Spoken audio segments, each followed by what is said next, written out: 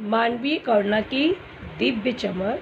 अब हम लोग इस पाठ के सारांश को समझेंगे।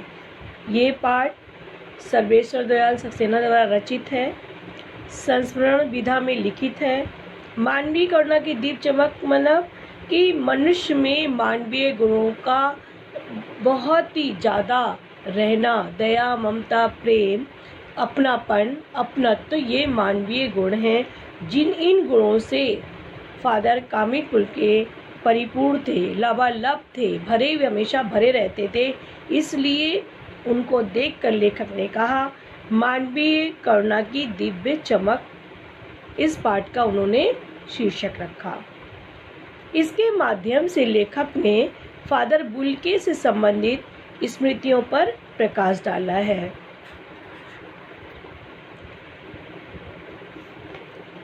स्वयं को भारतीय कहने वाले फादर बुल्के का जन्म बेल्जियम यूरोप के रैम्स चैपल शहर में हुआ था, परंतु उन्होंने भारत को अपनी कर्मभूमि बनाया।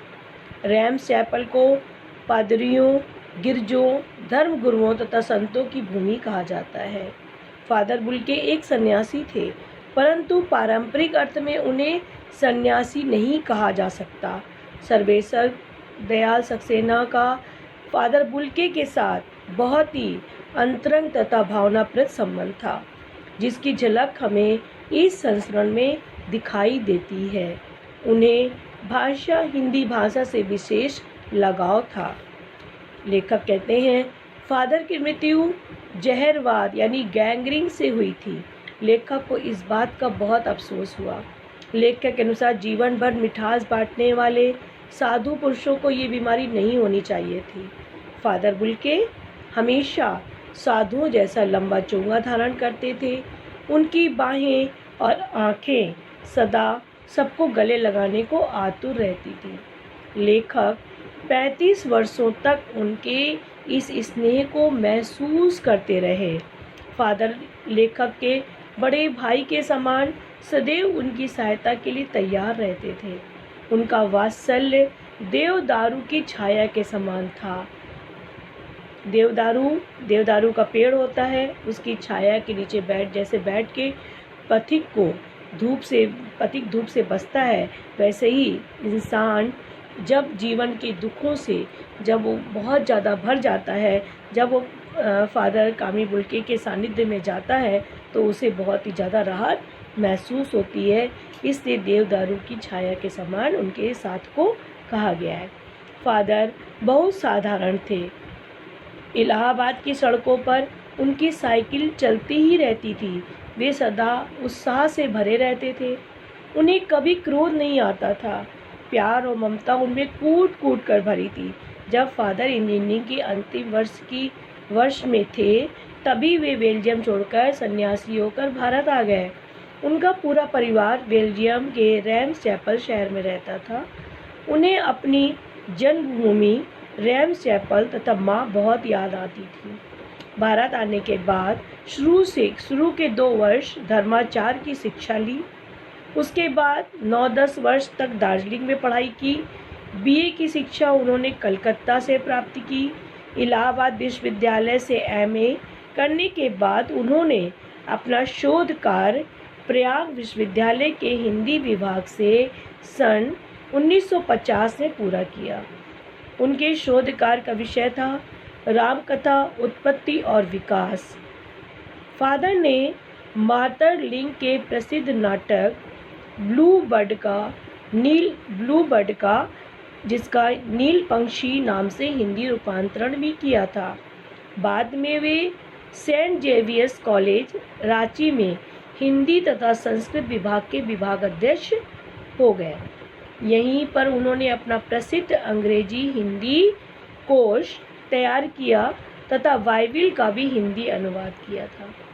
रांची रहने के दौरान ही उनका स्वास्थ्य खराब हो गया, जिसके बाद वहां से वे दिल्ली आ गए और वहीं पर 47 वर्ष देश में रहने के बाद 73 साल की जिंदगी जीकर उन्होंने शरीर को छोड़ दिया। उनका निधन हो गया। फादर बुल्के केवल संकल्प से सन्यासी थे, मन से नहीं। वे जब किसी के साथ एक बार रिश्ता बनाते थे तो सदियों बाद मिलने पर भी उसकी गंध महसूस होती थी। वे दिल्ली आते थे तो हर हाल में लेखक से जरूर मिलते थे। वे हिंदी को राष्ट्रभाषा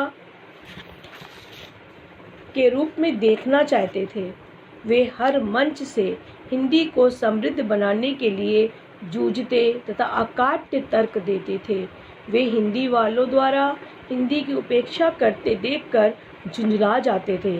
वे सबसे उनके दुख तकलीफ़ों के बारे में पूछते रहते थे। लेखक की पत्नी व पुत्र की मृत्यु के समय फादर ने उन्हें सांत्वना देते हुए कहा था कि हर मौत जिंदगी की नई राह दिखाती है। इन शब्दों से विरल शांति सी झड़ रही थी। लेखक जो कि टूट चुके थे अपनी पत्नी और अपने पुत्र की मृत्यु के बाद, लेकिन फादर कामिगुल्को की बातें सुनने के बाद उनके अंदर ज़िंदगी जीने के लिए फिर से उत्साह आ गया। लेखक को फादर की मृत्यु के बारे में पता नहीं चला। वह उनकी मृत्यु के बाद दिल्ली पहुँचे। वे चिर शांति की अवस्था में ताबूत में लेटे हुए थे। उनकी मृत्यु 18 अगस्त 1982 में हुई थी। दिल्ली में कश्मीरी गेट के निकलसन कब्रगाह में उनकी ताबूत को एक नीली गाड़ी से कुछ पादरी, रघुवंश जी का बेटा और उनके परिजन उतार रहे थे। सभी दुखी और उदास थे। उनका अंतिम संस्कार मसीही विधि से हुआ। उनके पीछे रोने वालों की कमी नहीं थी। इस तरह सबसे अधिक छायादार, फल फूल एवं गंध से भरा, सबसे अलग, सबका होकर सबसे ऊंचाई पर मानवीय करुणा की दिव्य चमक में लहराता खड़ा एक सितारा हमारे बीच से चला गया, जिसकी स्मृति सबके मन में बसी हुई थी। एक पवित्र अग्नि की आँच की तरह आजीवन सबके हृदय में उनकी स्मृति बसी रहेगी। लेखक का मानना है कि जब तक राम कथा है तब तक इस विदेशी भारतीय साधु को याद किया जाएगा तथा उन्हें हिंदी भाषा और बोलियों के अगाध प्रेम का उदाहरण माना जाएगा। लेखक उस पवित्र ज्योति की स्मृति में श्रद्धा से नतमस्तक है। इस प्रकार से एक मानवीय करुणा की दिव्य चमक के रूप में फादर बुल्के के व्यक्तित्व को प्रस्तुत